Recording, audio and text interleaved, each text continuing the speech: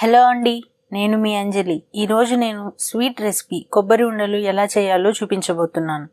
దానికి కావాల్సిన పదార్థాలు: సన్నగా కట్ చేసి పెట్టుకున్న 6 కొబ్బరి చిప్పల ముక్కలు, వేరుశనగ గుళ్ళు 1 కప్పు, యాలకులు 10, బెల్లం 1/2 కేజీ.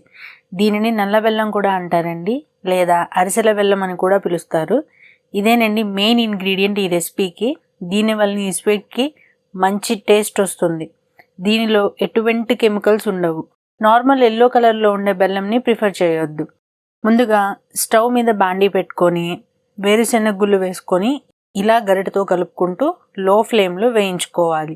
ఇవి కంపల్సరీ లో ఫ్లేమ్లోనే వేయించుకోవాలండి. ఇలా వేయించుకోవటం వల్ల పప్పు మొత్తం బాగా వేగుతుంది. ఈ విధంగా వేయించుకోవటం వల్ల చాలా రుచిగా కూడా ఉంటాయి.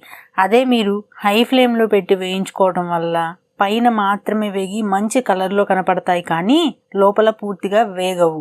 ఇలా వేగాక వీటిని వేరే ప్లేట్లోకి తీసుకొని చల్లారనివ్వాలి.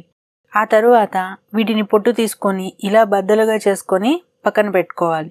ఇప్పుడు ఒక మిక్సీ జార్ తీసుకొని దీనిలో సన్నగా కట్ చేసి పెట్టుకున్న కొబ్బరి ముక్కలు సగం, 5 యాలకులు వేసి ఇలా గ్రైండ్ చేసుకోవాలి.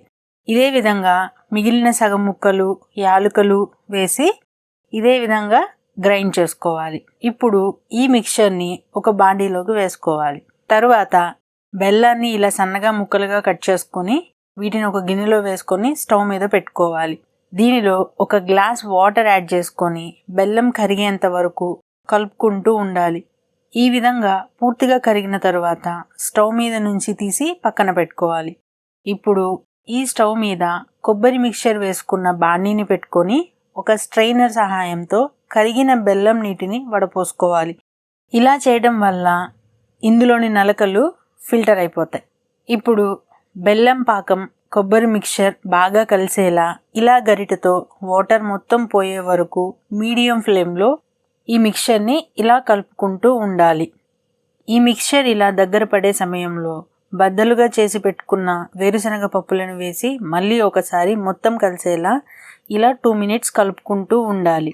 చివరగా 4 టేబుల్ స్పూన్ నెయ్యి వేసుకొని ఒకసారి గరిటెతో ఇలా కలుపుకోవాలి. ఇలా నెయ్యి యాడ్ చేయడం వల్ల కొబ్బరి ఉండలు మరింత టేస్టీగా ఉంటాయి. ఈ మిక్చర్ బాండీకి గరిటెకి ఇలా అంటకుండా ఈ విధంగా వచ్చే వరకు కలుపుకుంటూ ఉండాలి. ఇప్పుడు స్టవ్ ఆఫ్ చేసుకొని ఒక 10 నిమిషాలు చల్లార పెట్టుకోవాలి. ఇలా చల్లారిన తర్వాత చేతితో మొత్తం ఒకసారి కలుపుకొని మనకి కావాల్సినంత సైజులో ఉండలు చేసుకొని సర్వింగ్ బౌల్లోకి తీసుకోవాలి. అంతేనండి, టేస్టీ కొబ్బరి ఉండలు రెడీ అయిపోయాయి. ఇవి చాలా హెల్తీ రెసిపీ.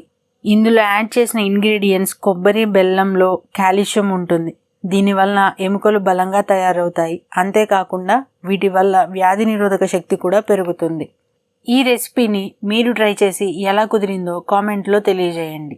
ఈ వీడియో మీకు నచ్చినట్లయితే లైక్ చేయండి. ఇలాంటి మరిన్ని రెసిపీస్ కోసం మన ఛానల్ని సబ్స్క్రైబ్ చేసుకోండి.